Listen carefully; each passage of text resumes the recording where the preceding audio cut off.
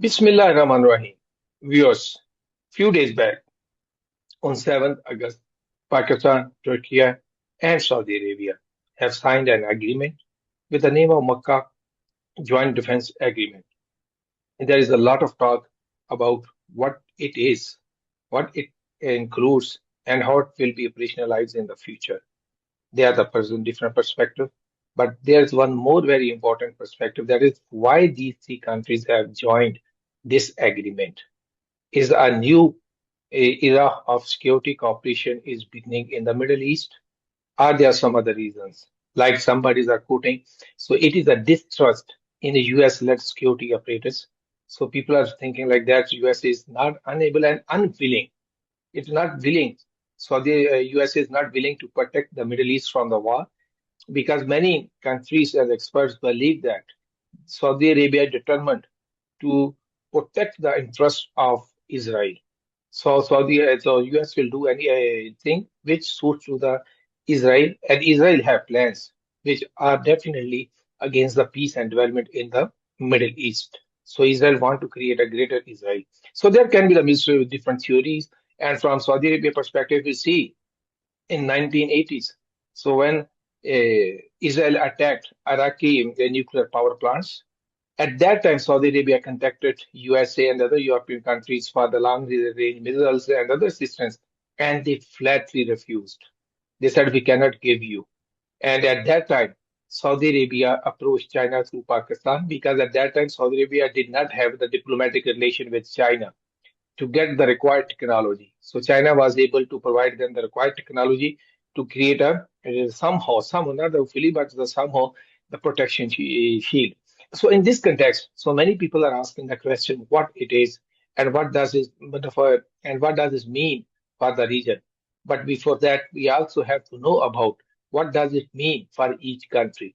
So that's why we have a galaxy of the expert from Pakistan, Turkey, but simultaneously, we have the two very eminent experts, one from China and Russia, because China and Russia are the two major powers. They are working with almost all those countries, and they have the history of the relationship. So we also have to see how the Russia and China is reading the situation and how China and Russia are reading this, especially this agreement. So we have this distinguished panelist from Turkey, Pakistan, then China and Russia. We tried to get somebody from Saudi Arabia, but unfortunately, nobody was ready to talk. I don't know why, but I think maybe they have their different system. So let's start our through this session with the Professor Ahmed Osal. He, as I was talking with informally before, he was first the president of Center for Middle Eastern Studies at Ankara University, and he stayed there for many years. He is a Turkish by region, but after that, he has moved to the Qatar with the Qatar University. Again, he is looking after Middle East chapter there, and he has a close eye on these issues because his working areas are the experience, expertise. I think the way to study these areas related to these areas. So, Professor Ahmed, the floor is yours. Thank you, Shakil, and I salute everyone. Assalamu alaikum, and thanks for the invitation. Of course, this new agreement, new alliance between Turkey and Pakistan and Saudi Arabia is a very critical development in history, and I think the countries will pay more attention to their security before. As I mentioned, countries and each country has its own concern. But why Turkey, chose to have like trilateral, maybe even multilateral agreement at these, period, especially. This is a good question. And of course, Turkey and Pakistan has long history of good cooperation and good trust to each other and care for each other. And we've seen Turkish and of course Pakistan is a large, big country, and as a nuclear weapon, and also has a major adversary, India, always feeling the pressure. And last year, when India attacked Pakistan, and Pakistan surprised them with a good response, of defensive response. Of course, cooperation with Turkey had a major role, of course, with other capabilities Pakistan has, but also good relations with other countries. But Turkey has been investing in national defense outside the NATO because Turkey was let down several times by the NATO in the fight against the PKK, with the terrorist group, which tired Turkey for a long time, and many other issues. They were like, Turkey want to have a nuclear energy. Also, the Western companies boycotted Turkey, and even pressured North Korean companies not to cooperate with Turkey. And finally, Turkey had to deal with Russia, agreed with Russia, and then started this nuclear energy program. Similarly with the defense system and F-65, 35 fighter jets, also they were putting more difficulties and conditions, etc. In any case, Turkey realized 80% of reliance on foreign external, like provision, that you provide like 80% of your weapons and your military and defensive needs to outside. It is not sustainable. It is costly first, and also it is not reliable in case of any interruption, deliberate or non-deliberate interruption. We realize it is not safe.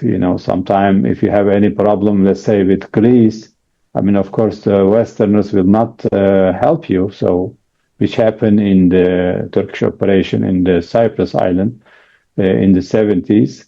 So at the end, Turkey invested heavily to improve its own production and reliance on national defense. So in this line, also our region, the Middle East region, is not free of problems. We have all kinds of problems. We have witnessed military coups, terrorism, foreign invasions, and still, major war today in the Middle East. And for a long time, Turkey was saying that we need to cooperate in the region to solve our regional problems, because our region is full of crisis and security issues. So if we just rely on external powers, they don't come. Maybe they come in their terms. So they maybe have different agenda. This is also natural, and sometimes we expect maybe China would balance Western defense. China is, I'm jokingly passing also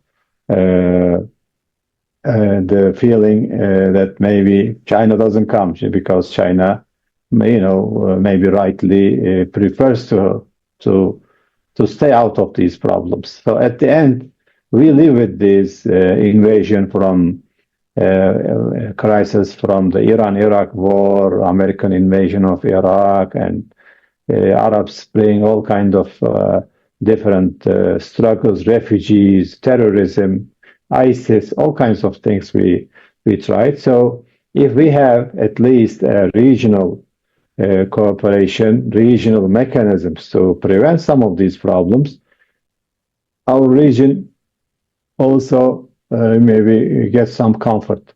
And Turkey is similar to China in that sense, as a industrial, trading, and touristic country. Turkey needs a stable region.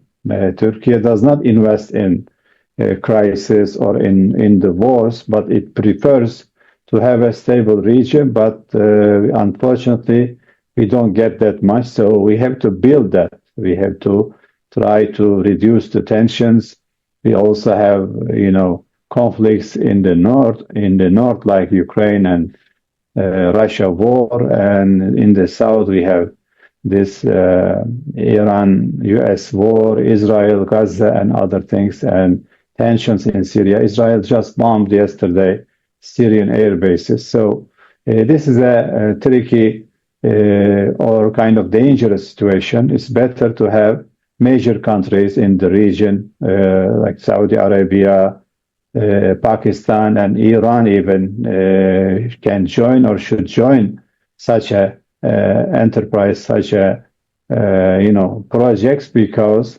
we need to calm down. China had a good role to reduce the tension between Iran and Saudi Arabia, mediated among them. But later on, we have seen Israel and America launched a war against Iran and disrupted all these projects.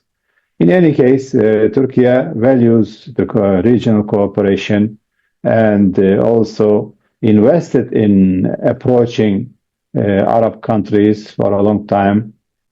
Tried to approach also Iran during the Arab Spring when there was a huge mess in Syria. Turkey suggested that Iran, Syria, and Turkey should cooperate and solve this problem peacefully also within the region. But Iran refused that time, believing in the American Obama agreement and stuff. So they blew it, but at the end they lost Syria. So the doors are open for anybody. So the deal, the defense agreement is not against anybody, is not against Iran or Israel. It is more, securing our, current borders, also economic interest from Bab el-Mandeb to Strait of Hormuz. And this is a major, concern to secure inside our region. If everybody cleans their house, we don't need, extra services from outside. So this is the approach. And the deal also struck very strong coverage in the Turkish media. If you come, how the public reacted to that, I also followed and tweeted on these issues, and also covered saying that this is a very good development. But it was also covered very, highly. Also, sometimes, some people express concerns, but it was a huge welcome in the Turkish media, saying, we have already good brotherly relations with Pakistan and we care for each other. And now Saudi Arabia is joining the team. And of course, one is bigger than two, three is bigger than two, two is bigger than one, and three is bigger than two. So this way we can join hands and solve our security concerns, because we have also very good potential for development from oil, from industry, economy, etc. That Turkey has not only defense industry, but overall the economy is very much now matured in a way to produce. And the Arab region has also potential for trade, because they are lying on the trade routes and they can benefit from logistics, etc. So it was a good welcome by the Turkish public, from the intellectuals, diplomats, academicians, journalists, etc. And we see a positive coverage overall. Many interpreters or analyzers describe it as a historic and strategic agreement. And they emphasize on Turkey's regional leadership. They also emphasize in defense, Turkish defense industry, the strength they can provide to Saudi Arabia and to the region. May also encourage, other countries like Egypt may join it, or Qatar, or other countries. And they also focus on Pakistan's both military capacity and also nuclear capacities. and nobody complained about it.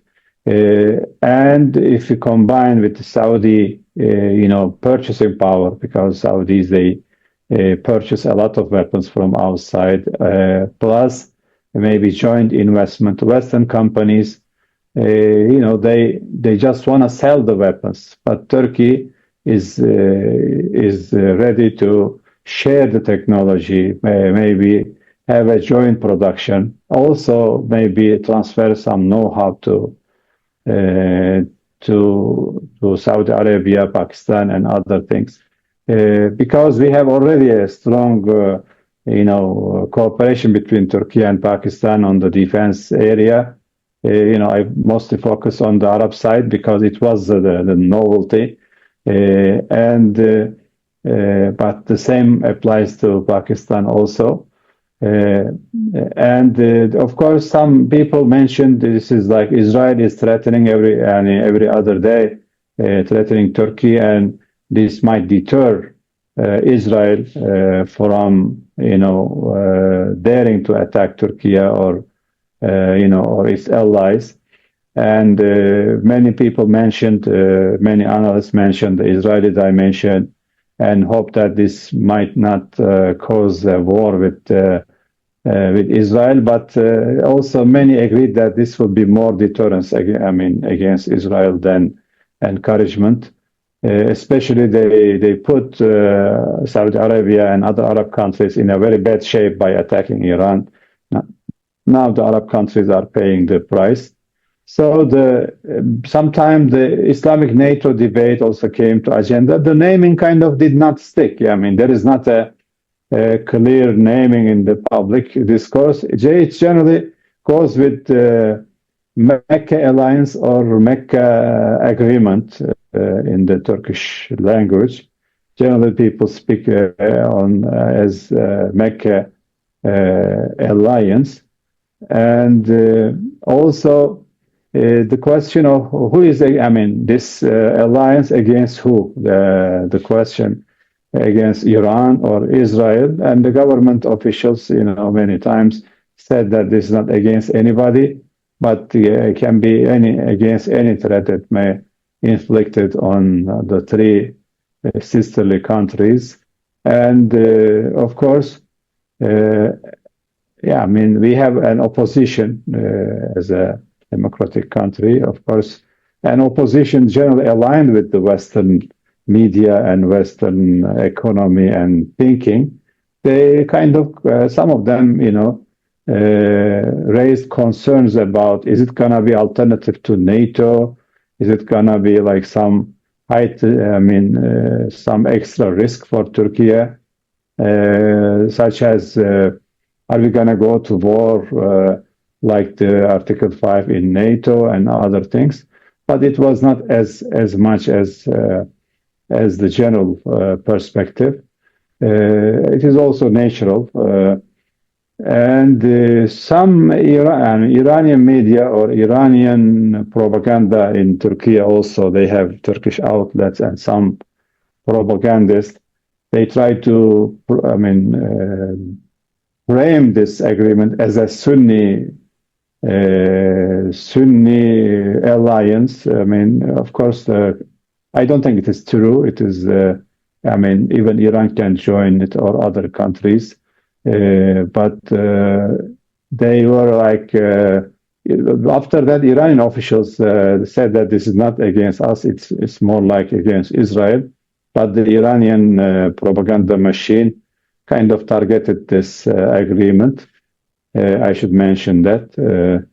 And of course, we have several issues came as a topic that this agreement will boost Turkey's regional position, also promote strategic